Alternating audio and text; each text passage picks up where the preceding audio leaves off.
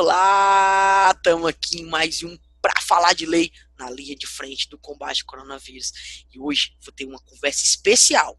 O número de feminicídios e o número de violência contra a mulher tem expandido em números alarmantes em pleno período da pandemia de coronavírus. Nós temos uma pandemia que está atingindo toda a população e uma pandemia também de violência doméstica e familiar contra a mulher e feminicídio. Qual a diferença de feminicídio e as demais violências contra a mulher? Para discutir isso e estratégias para tentar contribuir com essas mulheres que são vítimas de violência, recebo hoje a professora, assistente social, doutora Fernanda, da Universidade do Rio Grande do Norte. Já vou dizer o mini currículo dela, porque nós estamos em mais um para falar de lei. Olá, estamos aqui em mais um para falar de lei, direto no nosso YouTube. Aproveitar para apresentar a vocês a minha convidada de hoje, que eu tenho a honra de receber, direto lá do Rio Grande do Norte, a professora Fernanda Marques de Queiroz. Vou ler o mini currículo dela, peguei aqui. Ó, assistente social, graduada pela UES, a Universidade Estadual do Ceará, exportando talentos, né?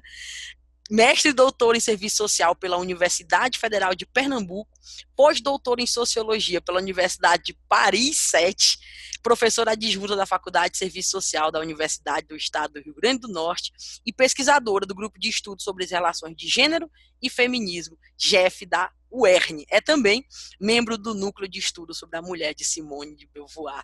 Oh, meu Deus, como eu estou honrada, professora! Primeiro de tudo, muito obrigada. Eu sei que num período desse de pandemia, que a gente está tentando ativar links para conversar. Eu mesma sofri muito aqui hoje com a minha internet para poder acessar a senhora. Eu lhe agradeço demais por reservar um tempinho para nós. O nosso bate-papo hoje, eu já fiz a abertura do vídeo, o nosso bate-papo hoje sobre violência contra a mulher em tempos de pandemia, nossas estratégias para se salvaguardar disso. Antes de lhe ouvir falar sobre o que nos trouxe aqui hoje, eu quero só que você dê boas-vindas aí a todo mundo que está aqui nos assistindo. Então, boa tarde, né? Boas-vindas aí a todo mundo que esteja nos assistindo. Agradecer o convite carinhoso da Potter, que muito nos alegrou poder contribuir nesse momento, né? Com uma discussão tão importante, sobretudo para nós mulheres, assistentes sociais, né? Que somos em grande maioria mulheres, mas a gente sabe que hoje o canal da Potter, ele extrapola aí a nossa profissão, né? Serviço social e é bastante conhecido, sobretudo, nesse conjunto de profissões que conformam aí, que a gente vai estar trabalhando, discutindo um pouco essa rede, né, de trabalho, de enfrentamento, né, e de política, que conformam aí as políticas públicas do combate e prevenção às violências contra mulheres. Então, é uma alegria a gente contribuir com esse espaço tão interessante. Espero corresponder às expectativas. Ô, professor, eu que lhe agradeço demais, viu, por reservar um tempo para vir conversar com a gente. E assim, a gente está vendo aí todos os noticiários trazendo que a violência contra a mulher tem tido uma escalada durante esse período de pandemia, desse período de isolamento social, semi-isolamento social. A gente não conseguiu ainda nem atingir esse isolamento social que é tão necessário para combater o coronavírus. Também o aumento do número de feminicídios. E a primeira coisa, como você mesmo disse aqui no canal, no YouTube, a gente tem diversas profissões, diversos estudantes, primeiro semestre, oitavo semestre, enfim, e tentar harmonizar qual o significado desses termos, né? Feminicídio, violência contra a mulher em situação de violência, como traz a Lei Maria da Penha. Queria muito da senhora se conseguisse explicar cada um desses conceitos para todos nós aqui que começarmos a discussão. Então, gente, nesse contexto, né, em que a gente vive, em que de coronavírus, de pandemia, onde a principal estratégia para nos proteger e proteger a toda a sociedade é o isolamento social, né? Que nos coloca o seguinte dilema, né? Sobretudo quando vamos falar de violência contra mulheres. E aí eu gosto de trabalhar com esse conceito, violência contra mulheres, porque a gente já explicita logo que o sujeito que sofre a violência doméstica e familiar, o principal segmento são as mulheres, porque existem também muita gente, alguns autoras que trabalham com o conceito de violência de gênero. E a gente prefere trabalhar com o conceito de violência contra mulheres, porque violência de gênero, ele não aponta necessariamente o vetor que mais sofre essa violência, o segmento. Porque a violência de gênero pode ser também uma violência praticada contra homens. Então, a gente trabalha com o conceito de violência contra mulheres e com mulheres em situação de violência, que são mulheres que, em meio a esse contexto de uma sociedade patriarcal, racista, né, e capitalista que conforma a nossa sociabilidade, nós estamos em situação de violência, estamos potencialmente mais vulneráveis a sofrermos violência porque somos mulheres, por nossa condição de gênero.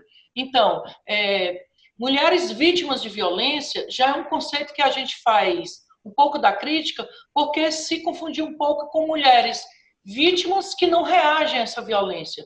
Porque a gente acredita que toda mulher que sofra algum tipo de violência, seja física, sexual, patrimonial, psicológica, né? A moral aí prevista na Lei Maria da Penha e outras violências, que também tem as violências nos espaços públicos, né? Nas dimensões da casa, do trabalho e da rua, temos as importunações sexuais, temos os assédios morais e sexuais praticados contra as mulheres no mundo do trabalho. Então, as mulheres, sobretudo, no espaço doméstico, ela, quando sofre violência, ela está, de alguma forma, já reagindo a essa violência. Por isso que a gente trabalha com a noção de vitimização. É um contexto de uma sociedade patriarcal que nos coloca sobre poder e dominação de homens, porque o sistema patriarcal ele é um sistema de dominação dos homens sobre mulheres e nós sofremos um processo de vitimização de uma sociedade que nos coloca como subalternas, subordinadas e exploradas pela condição de sermos mulheres. Aí você pediu também para nós Feminicídio. falarmos sobre feminicídio. Então, o feminicídio ele começa a ser tipificado no nosso país a partir de 2015, com a Lei 13.104, que é o assassinato, o homicídio cometido contra nós mulheres, motivados pela nossa condição de gênero, por sermos mulheres. Então, é somente feminicídio quando a mulher ela é assassinada em razão da sua condição de ser do gênero ou sexo feminino ou em decorrência da violência doméstica e familiar. Porque você tem também homicídio de mulheres, que depois a gente pode estar falando um pouco desses dados, porque o número de homicídios dolosos contra mulheres, ele diminuiu, mas os feminicídios, eles aumentaram no nosso país. Eles vêm aumentando numa escalada crescente. E a gente pode também estar falando que nesses tempos de pandemia, dados muito recentes, comparados ao ano passado, 2019, o março do ano passado, com o março desse ano, a gente teve um aumento. O Fórum Brasileiro de Segurança Pública, ele nos trouxe alguns dados, só de 6 estados do nosso país, porque foram estados que rapidamente, nesse momento de pandemia, as secretarias de segurança pública e juizados forneceram. Então, só para vocês terem uma ideia, no Rio Grande do Norte, né, que é o estado que eu trabalho e moro, houve um aumento de março do ano passado para esse ano em 300% do número de feminicídios. Meu Deus! Tinha um feminicídio em março do ano passado, esse março tivemos 4. Mato Grosso foi 400%, teve 2 feminicídios o ano passado, em março, e nesse ano 10. São Paulo teve um aumento de 46%, o Acre 2.100. Então, foram só alguns estados que trouxeram apresentaram aí por essa pesquisa recente esse aumento, mas a gente calcula, acredita que seja um número real do nosso país como um todo, né? Porque no ano passado, gente, a cada 7 horas, né, em média, a gente teve uma mulher assassinada. Foram 1.314 mulheres mortas por feminicídio, pelo fato de sermos mulheres. Então, diferente do crime de homicídio, o feminicídio ele traz em si um grau muito grande de previsibilidade. É uma violência altamente evitável, né? Como a gente vai ver que a escalada da violência que vem no ciclo é a falência de um processo de prevenção e de combate à violência, que aí está previsto aí as políticas e os tipos na Lei Maria da Penha, que você teve que ter, em 2015, você qualificar esse crime de violência contra mulheres como um feminicídio. Ô, professora, deixou demais, deixou tudo muito claro. Eu tava lhe ouvindo aqui me assustando, sabe? Eu sei que a gente conversou um pouquinho antes, você me disse, eu tô com os dados aqui. Mas quando você foi lendo os dados, eu fui ficando, assim, alarmada. E me veio aqui agora, assim, o pensamento. Nessa pesquisa, ou mesmo a senhora como estudiosa do cenário, tem como fazer alguma ligação entre pandemia, isolamento social e o aumento desses índices, já há como apontar isso ou não? Ou isso ainda é muito... precisa de um Olha, estudo mais aprofundado? é tudo muito recente, Eri, mas a gente já pode dizer que nesse momento em que nós vivemos um confinamento social, em que as relações elas se exacerbam devido à convivência 24 horas, é um dilema. Como nos isolarmos socialmente ao lado dos nossos agressores? 24 horas. Né? Então, a gente tem bastante indícios de que as violências domésticas e familiares elas vêm aumentando, isso é real. O Disque 180 já mostra esse aumento de 9% nos casos de denúncia, né? No Rio Grande do Norte, a gente tem aqui 18% do aumento do número de medidas de pedidos, né, de medidas protetivas de urgência, porque exacerba esse conflito. Os conflitos, eles vêm muito mais à tona, porque em tempos não pandêmicos, nós também temos números elevadíssimos, mas que são agravados nesse momento porque você tem a convivência direto com esse agressor. E ainda mais, há uma quebra nesses laços de solidariedade, há uma quebra, há um impedimento, de certa forma, enquanto de saída dessas relações que você está em confinamento social. Então, elas são exacerbadas, as violências várias, sobretudo as violências físicas, né? As violências psicológicas. Nessa mesma pesquisa do Fórum Brasileiro de Segurança Pública, eles também coletaram violências nas redes sociais, nos Twitter, aumentou mais de 400% as violências psicológicas, né? Os xingamentos contra as mulheres nas redes sociais, denunciados muito mais por mulheres, né? 70% dessas denúncias foram feitas por mulheres, desses crimes virtuais. Então, aumentou muito, 400% em relação a outros períodos que não vivemos o confinamento social. Então, exacerbam-se esses conflitos. Nós sabemos que os feminicídios, eles são 80%, eles são praticados em casa, porque nós sabemos que os feminicídios são motivados pela questão de gênero, eles não se circunscrevem somente ao espaço real da casa, mas também ao simbólico. Você pode ter uma violência doméstica e familiar e sair na rua e ele matar você na rua, mas foi uma violência, né, um feminicídio, foi uma violência motivada pela desigual construção patriarcal de gênero e foi também decorrência da violência doméstica e familiar, que é um contínuo. Então, a gente não pode desarticular as violências domésticas e familiares, seus tipos, seus arcabouços, com o feminicídio, que é a violência letal, e que é diferente de um homicídio, que ele pode ser uma bala perdida, ele pode ser um furto, ele pode ser um roubo, mas claro que todas as violências, elas deveriam, né, ter políticas de prevenção, mas as violências contra mulheres, os feminicídios, elas são crescendo, é um contínuo. As mulheres não são vítimas de feminicídios, assim, digamos, de uma hora para outra. Elas vêm... Não é aleatório, né? Não é aleatório, elas vêm todo o contínuo de sofrimento, de denúncia, de recuo, de fase, né? Porque a violência doméstica e familiar, ela tem um ciclo, né? Do acúmulo da tensão, da explosão dessa tensão, das fases de lua de mel, a reconciliação, né? Esse ciclo que ele pode ser letal, né? Com os feminicídios. Então, é estarrecedor. O Brasil hoje ele é o 5º país do mundo em casos de feminicídios, né? E a lei é recente, as políticas ainda são frágeis, imagine no contexto da pandemia, né? Era justamente aí, inclusive, que eu queria comentar agora.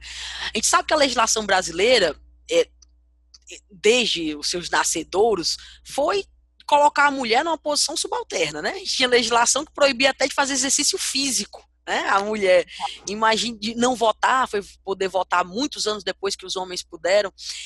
A grande lei que vem à tona para tentar dirimir um pouquinho das violências contra a mulher, coibir, é a Lei Maria da Penha, né, que é o grande marco da política pública de contenção da violência doméstica e familiar, a Lei Maria da Penha. E foi, inclusive, questionada, porque foi para o STF, um partido político na época, o DEM, salvo engano, entrou com a DIN dizendo que ela era inconstitucional, porque tratava a mulher e o homem de modo diferente, como se nós não fôssemos tratados pela legislação sempre de modo desigual, para pior, né? Nós mulheres. Enfim, conseguimos superar isso, o STF reconheceu que era constitucional, a lei está em vigor. 6 anos, né? Somente em 2012, 2012. o STF bateu o martelo dizendo que a Lei Maria da Penha ela era constitucional, né? Exatamente. Numa decisão linda, inclusive, assim. A ementa é muito bonita. Pois bem, e as políticas públicas ainda estão sendo desenvolvidas não na mesma velocidade que gostaríamos, inclusive o Ministério da Damares, Ministério de Direitos Humanos, Família e Mulheres, tem sofrido diversas críticas, né, quanto à sua atuação. E eu pergunto à professora, historicamente, né, as políticas públicas, a lei, vem reagindo de que forma? O cenário é esse, mulheres morrendo de feminicídio, mulheres sofrendo violência doméstica e familiar em níveis gigantes, né, que nos causam mesmo assim uma dor, para dizer o mínimo, mas como é que o Estado, por sua legislação, por suas políticas públicas, tem respondido a isso? E eu deixo para o final falar de pandemia, eu falo mesmo no cenário geral. Então, é preciso, antes de mais nada, é preciso a gente dizer que as leis, né, como diz o poeta, não nascem, né, os lírios não nascem das leis. Né? Não nascem. Então, em cada lei, cada legislação, cada conquista, cada política pública, ela é fruto de muita luta organizada de nós mulheres, sobretudo que somos protagonistas, né, das mudanças e da construção dessa igualdade. Então, para falarmos de políticas públicas, antes de mais nada, a gente tem que falar quando é que a violência contra a mulher ela passa a ser compreendida como uma problemática pública. Né? Então, fruto de muitas lutas dos movimentos feministas, e aí no plural, né? E dos movimentos também de direitos humanos. Então, final da década de 70, você teve um assassinato, um feminicídio, como poderia chamarmos agora, no Rio de Janeiro, em 76, de Ângela Diniz, né? Que era uma mulher branca, de classe média, uma atriz, e que o seu companheiro matou, né? Assassinou brutalmente, e aí ele foi a julgamento e foi absolvido sob a alegação de defesa da honra, né? Que matou por amor. Então, isso gerou toda uma comoção, gerou toda uma insatisfação. Então, os movimentos de mulheres saíram às ruas, inicialmente no Rio de Janeiro, mas foi um movimento que se massificou pelo Brasil. Já em 76, começam-se essas passeatas, essas manifestações públicas para dar essa visibilidade à violência, para torná-la pública, para dizer que esse pessoal é político, de que esse silêncio ele também é cúmplice da violência. Então, se começa toda uma luta, né, de dar essa visibilidade, de denunciar as várias violências e feminicídios que estavam ocorrendo em todas as cidades, em todos os estados brasileiros e em todas as classes sociais, porque as violências elas ocorrem em todas as classes sociais, em todas as raças, em todos os espaços geográficos, orientação sexual, geracional. Contudo, a forma de enfrentamento a essas violências, né, a gente sabe que tem a cor e tem a classe, que a gente vai falar um pouco disso. Então, um movimento como essa se organizar.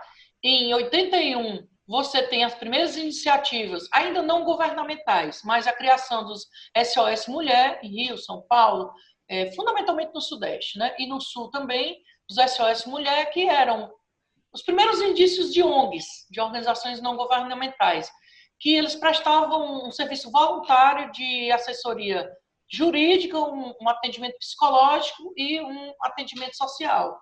Né? Então, esses SOS Mulher não eram políticas governamentais, eram políticas de voluntariados, né, de feministas, e que prestavam essa assistência às mulheres em situação de violência.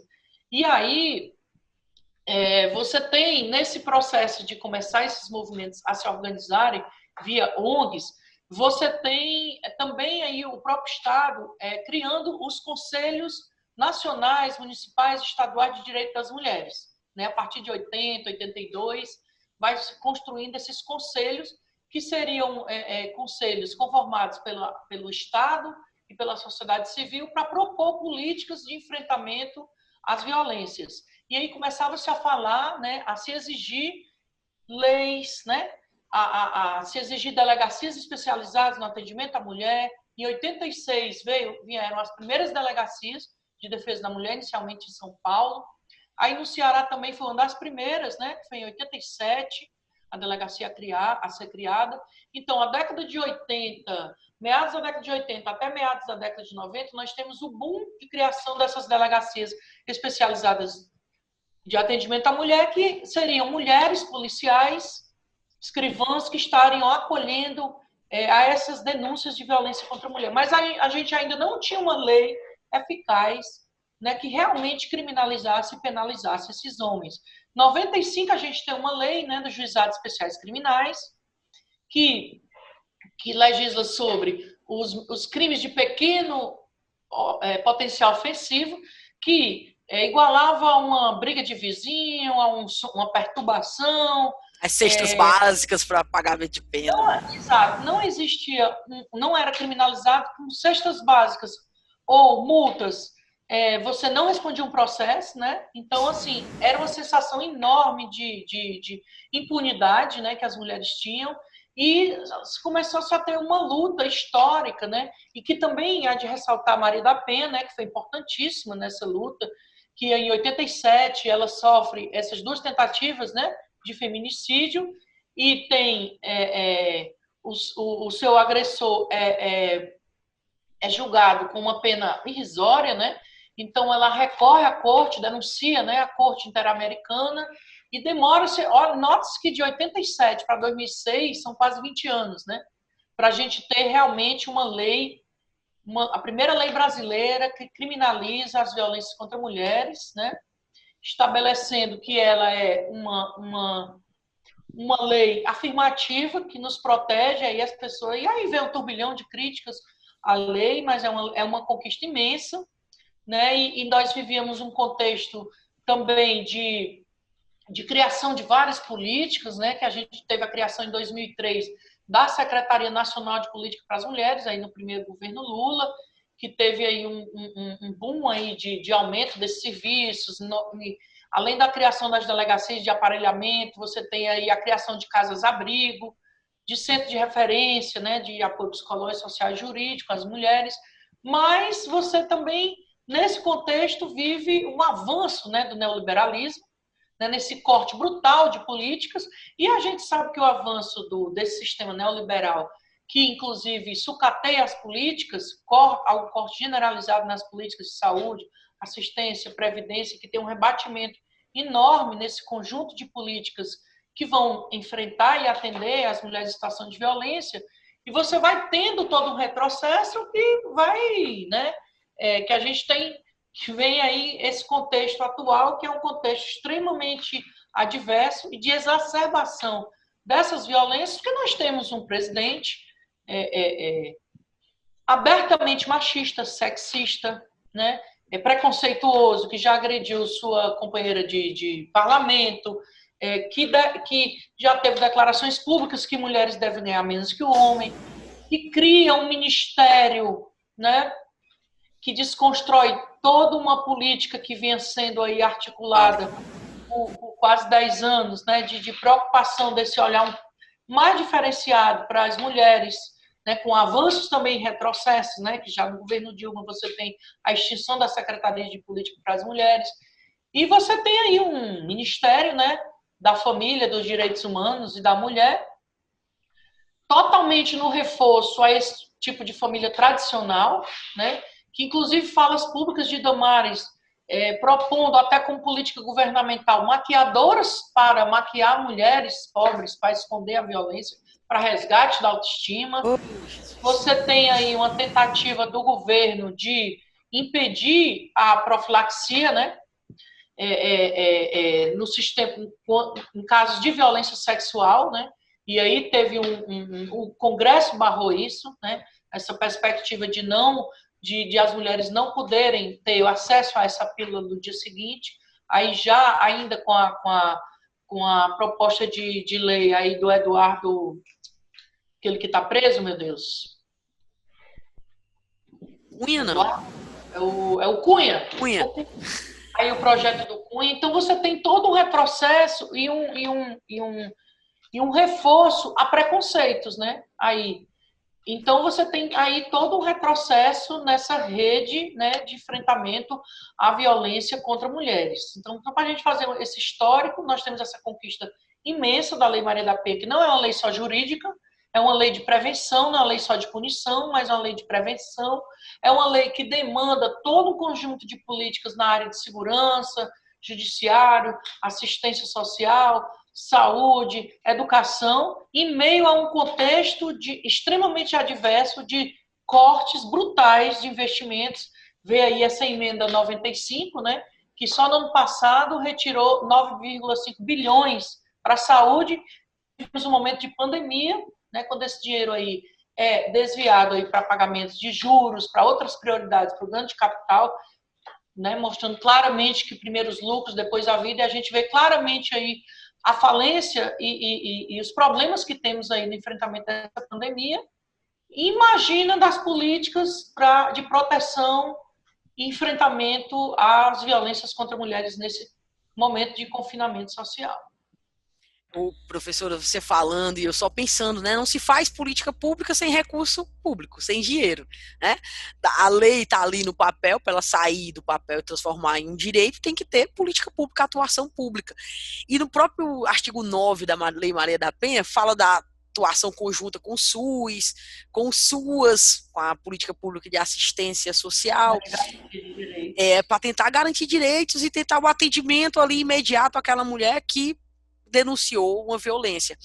E eu fico pensando, né, nesse momento de pandemia, onde tudo fica mais difícil ainda, porque a gente tem um contato físico como o meio de buscar a autoridade judicial, o meio de buscar a delegacia da mulher, o meio de ir até um CREAS para pedir um apoio socioassistencial.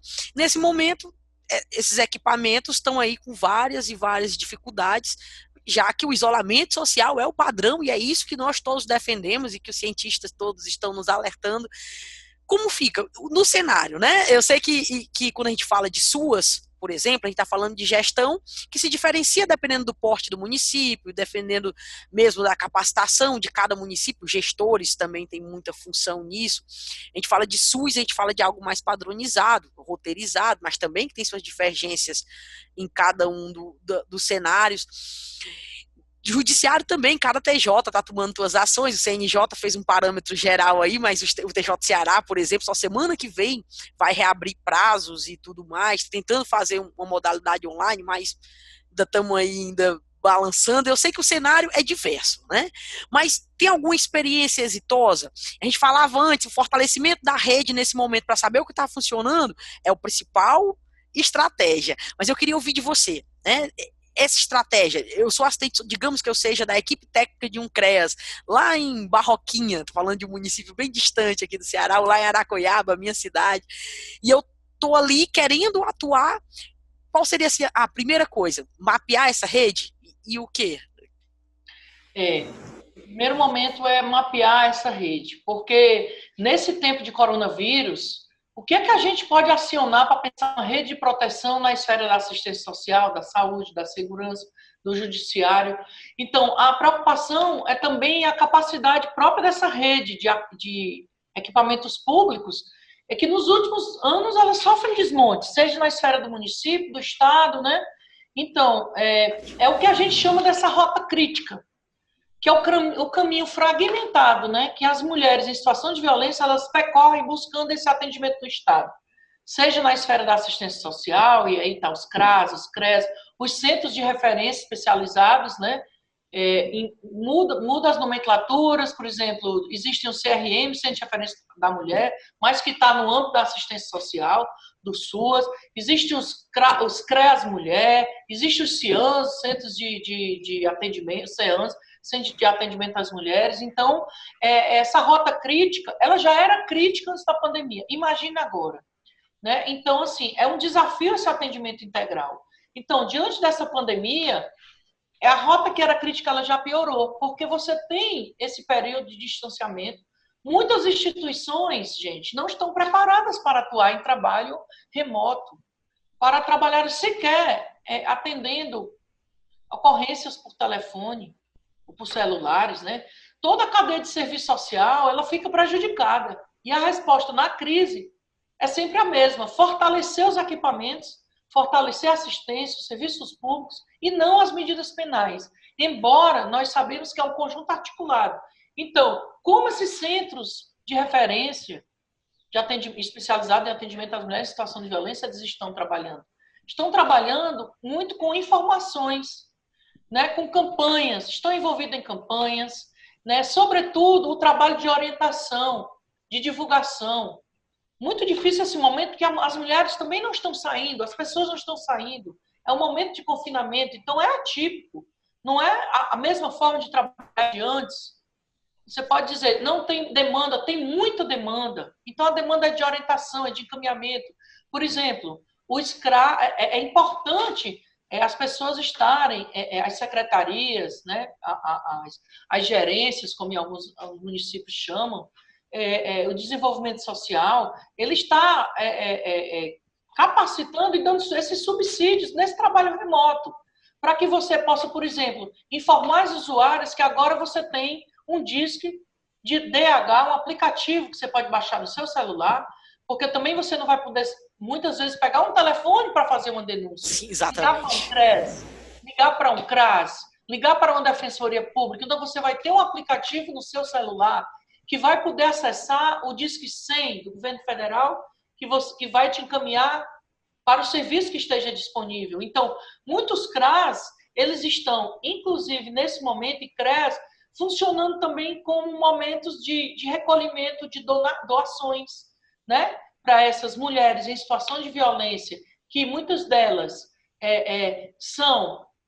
Porque a violência ela atinge todas as classes sociais, mas, sobretudo, ela tem um rebatimento muito mais perverso às mulheres negras e pobres, porque são negras e as mais pobres da nossa conformação, da nossa formação sociohistórica. Então, são mulheres também usuárias dessa ajuda emergencial, que tanto tem dificuldade, e que muitos espaços, hoje, eles estão espaços que estão distribuindo cestas básicas, né, para essas mulheres, e é nesse momento que você pode passar algum informativo, algum panfleto. A gente sabe que também os profissionais, que são, em sua maioria, mulheres, também colocam em risco a sua saúde, né?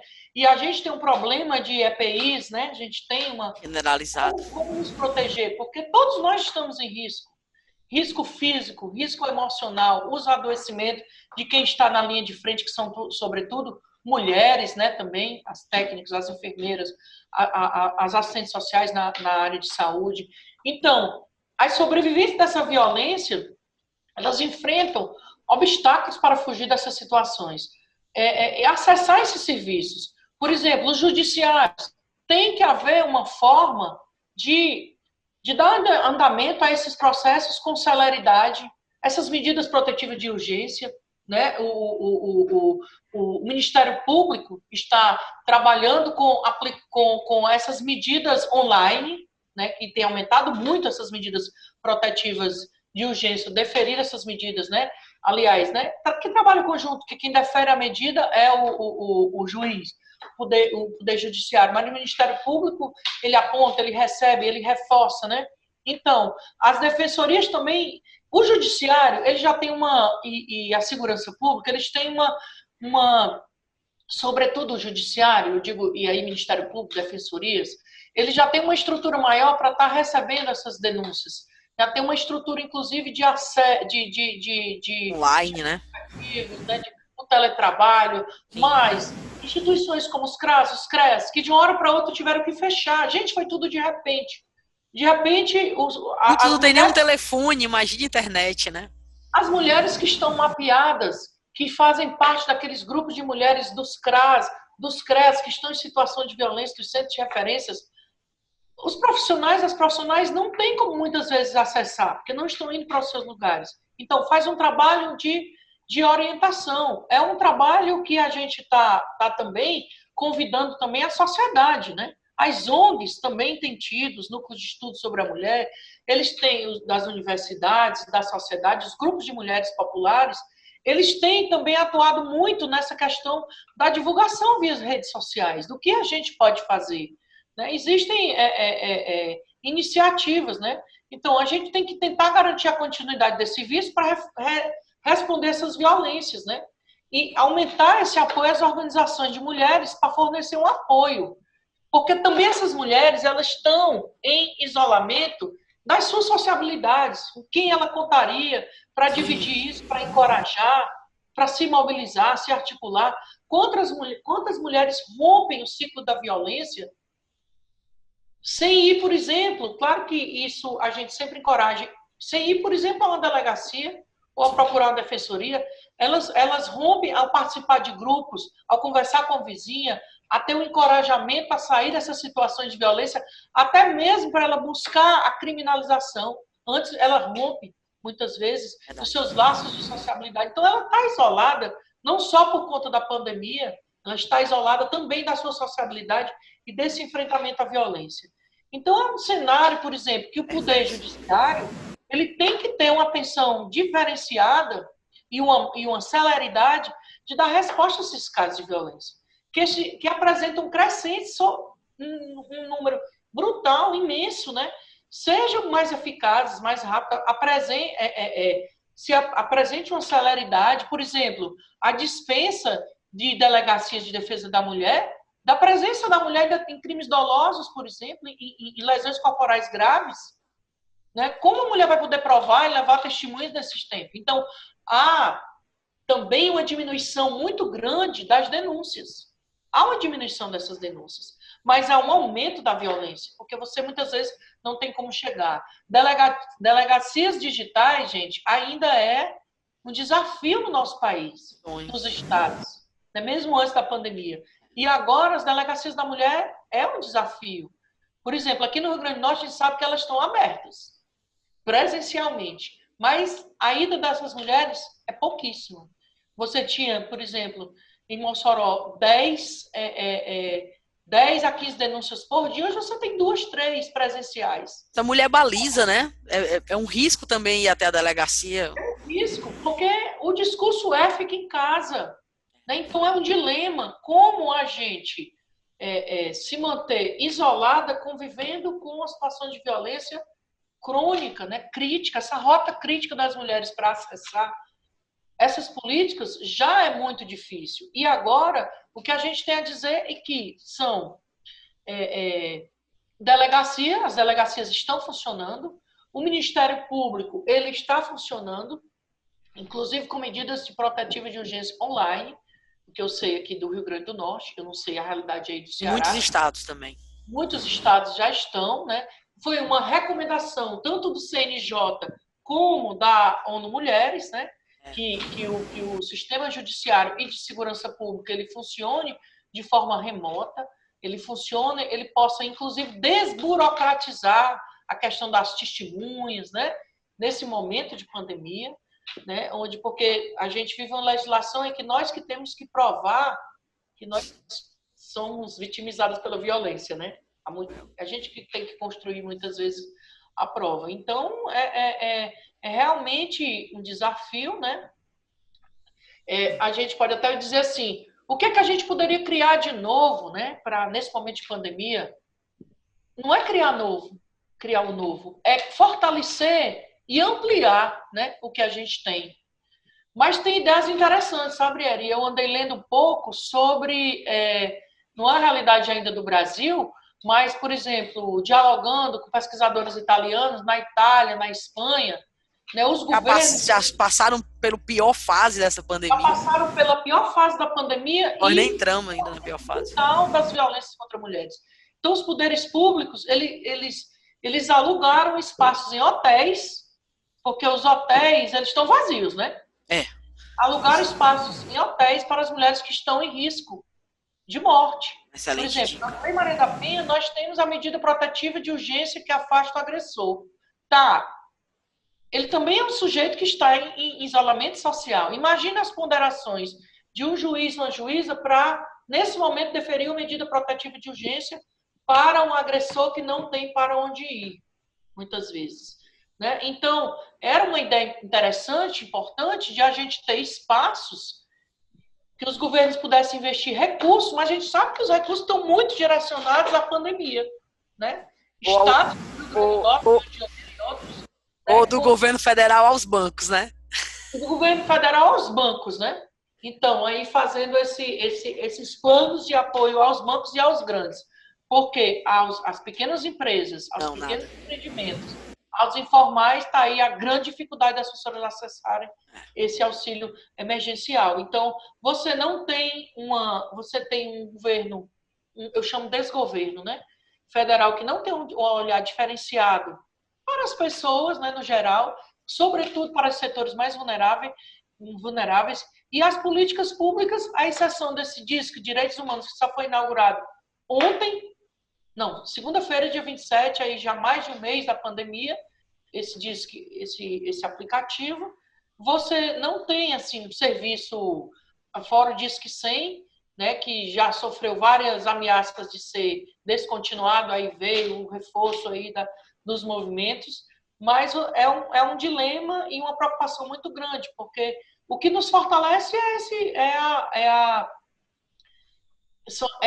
as sororidades, é a informação como uma arma, né? São espaços como este que a gente está conversando, dizer assim, olha, você não está sozinha, você pode ligar para uma delegacia especializada em defesa da mulher, você pode acessar esse aplicativo que dá acesso ao Disque 180, né, o Disque de Violências contra Mulheres, e o Disque 100, né, de abusos sexuais, porque também meninas, mulheres, idosas, porque as violências no espaço da casa, elas são de todas as gerações, né? Desde o abuso contra crianças e adolescentes, as violências patrimoniais contra idosos, né?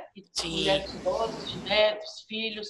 Então, a gente vive realmente um desafio, né? As casas-abrigo, elas hoje há um não financiamento, né?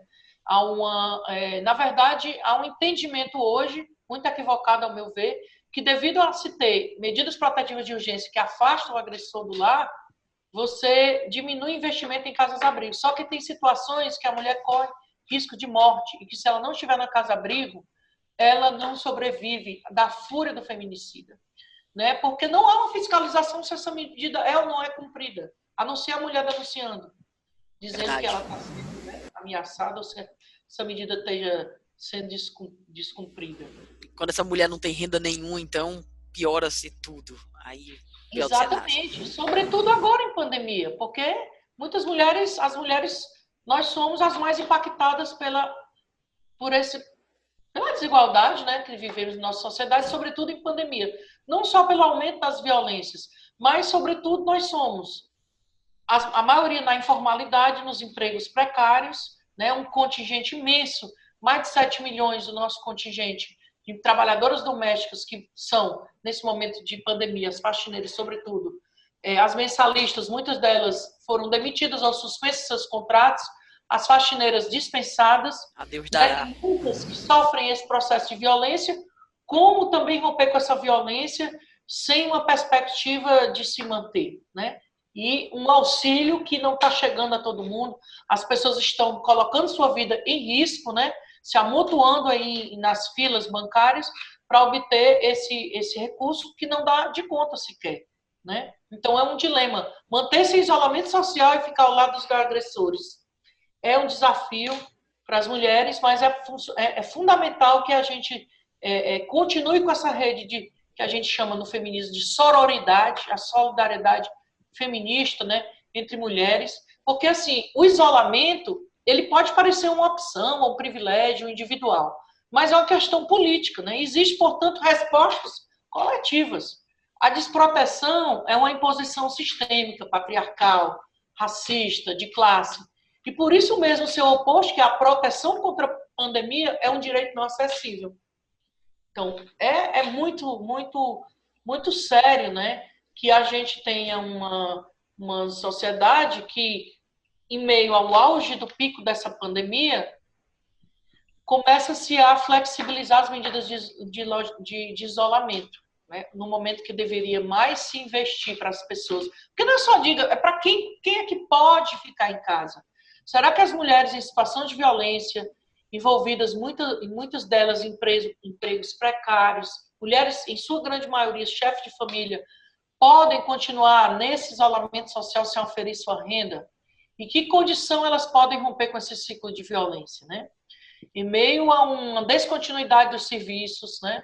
A gente tem alguns serviços que estão em continuidade, mas sistema de plantão. Atirar pelas delegacias, que já em sua grande maioria, no Brasil, independente de pandemia, elas não têm plantão 24 horas nem funcionam no final de semana, em sua grande maioria.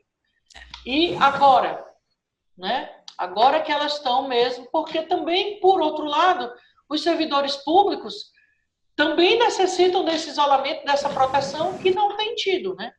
Aí a gente tem visto aí o aumento brutal de morte de profissionais que estão na linha de frente do combate a esse corona, né? Exatamente, professor. Inclusive hoje, o falecimento de um assistente social do Rio de Janeiro, de um CRAS do Rio de Janeiro, o CRAS Nelson Mandela, deixou todo mundo assim atônito. Eu fui um que chorei muito, mas eu sou manteiga derretida.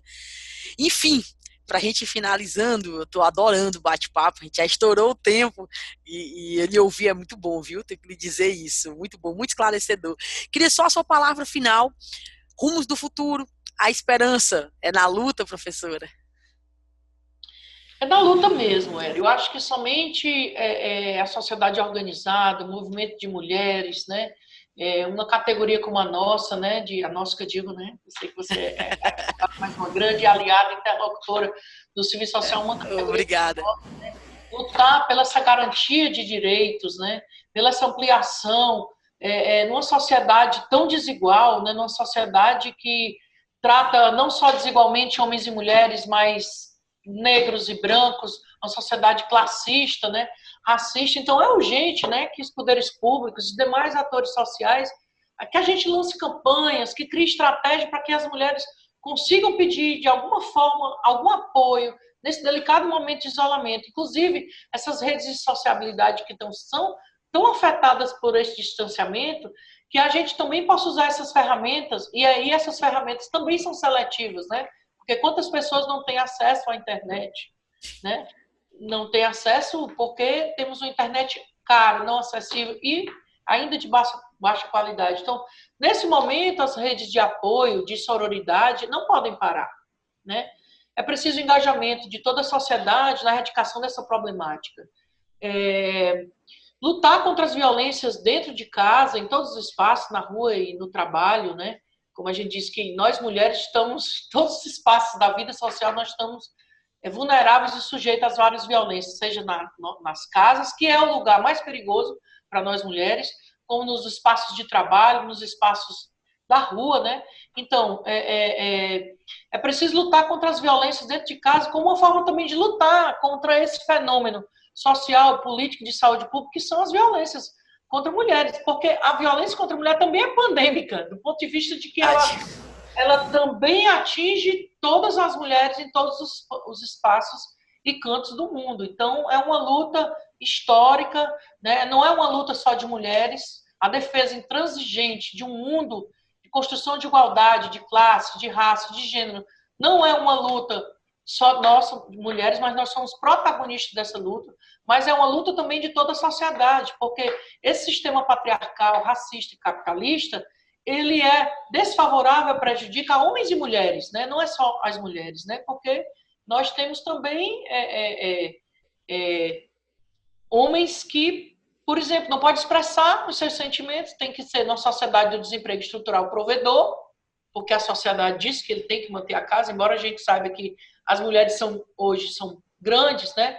Imensamente chefes de família, mas ainda são imposições do sistema patriarcal. Então, assim, é somente a luta, né, é que não vai nos emancipar. Só a nossa luta muda a vida, né? Então, é fundamental que a gente lute por essa garantia de direitos, que a gente cobre dos nossos governos, seja na esfera municipal, estadual e federal, que a gente, essas políticas de prevenção e enfrentamento, que a gente não se cale, a gente não tire essas violências dos espaços privados e publicize, né? Então, todos nós podemos fazer alguma coisa para tentar ajudar alguém, alguma mulher, seja conhecida ou não, que esteja em situação de violência. Então, a violência também nesse momento de pandemia, ela tem se manifestado muitas violências nas redes sociais. Muito. Ontem mesmo assistimos a um debate do Andes, promovido pelo Andes, né, sobre as mulheres no contexto de pandemia, e eram várias, a gente via vários homens entrando na live e nos ofendendo, né? Então, assim, as pessoas não têm, num cenário desse, em que o governo federal praticamente legitima essas violências, nessas agressões, esse desrespeito contra nós mulheres, contra pobres, nordestinos, né, e negros, as pessoas não têm mais vergonha de serem machistas, racistas, sexistas. Perdeu-se a vergonha, né? Então, assim, nós temos uma sociedade, uma barbárie social muito grande, são fatos estarrecedores, aí todo dia, além do coronavírus, é uma bomba, né? Verdade. Sobretudo agora, né, que a gente sabe que é uma pandemia que atinge a todas nós, mas diferenciadamente as pessoas pobres e negras, porque a gente tem os serviços ainda privados que já estão sufocados, mas os públicos, pelo não investimento histórico que a gente não tem, e esses cortes, está aí sofrendo, mas é o velho SUS, né, que vem dando conta, e principalmente, e é o público, né, e é o setor público, as universidades que vêm desenvolvendo pesquisas e ações incríveis nesse contexto, em meio a tantos cortes, né? Então, assim, é um momento que a gente também tem que somar na luta pela revogação dessa emenda constitucional 95, né, que institui um teto de gastos, né, que vai na contramão de toda essa responsabilização do Estado diante da população. Como eu acho que eu já tinha falado, 9,5 bilhões de reais deixaram de ser investido no SUS. E o corte foi brutal também nas políticas de prevenção e combate à violência contra mulheres, ainda no governo Dilma, né?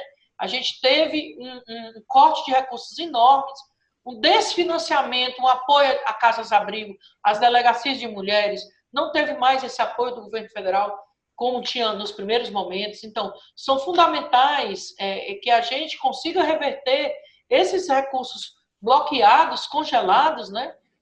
E reverter isso para que a gente tenha políticas realmente eficazes de prevenção e combate, não só às violências contra mulheres, mas o enfrentamento à pobreza estrutural. E dizer também que a violência contra mulheres, né, que a gente está tematizando, as violências domésticas e familiares, né, que são violências que ocorrem fundamentalmente nos espaços privados, mas elas são violências estruturantes. Elas são violências que conformam essa sociedade do capital que se beneficia dessas violências e dessa desvalorização das mulheres, principalmente na esfera do trabalho, que a gente sabe que o trabalho doméstico ele é 70% da economia do mundo, né? Verdade, professora. Ai, com as suas palavras, quero muito lhe agradecer a participação aqui. A gente estourou o tempo, mas eu estava adorando, escutaria por horas a fim. Eu só que tenho muito a agradecer. Muito obrigada, viu, professora? Eu que agradeço o espaço e esse diálogo aí com a Eris, sempre muito instigante, né? E parabenizo a Potter por esses vídeos, por essas lives, por um trabalho maravilhoso de formação política, né, que eu acho que a gente precisa também, que nós vivemos um processo de muito apagamento, de muita ideologização, que eles falam, mas uma ideologização que, para tirar o caráter, né, coletivo, de reação, de compromisso com as pessoas. Então, eu queria agradecer e parabenizar mais uma vez pela iniciativa. Foi uma alegria contribuir com vocês. Fico muito feliz. Tchau, obrigada.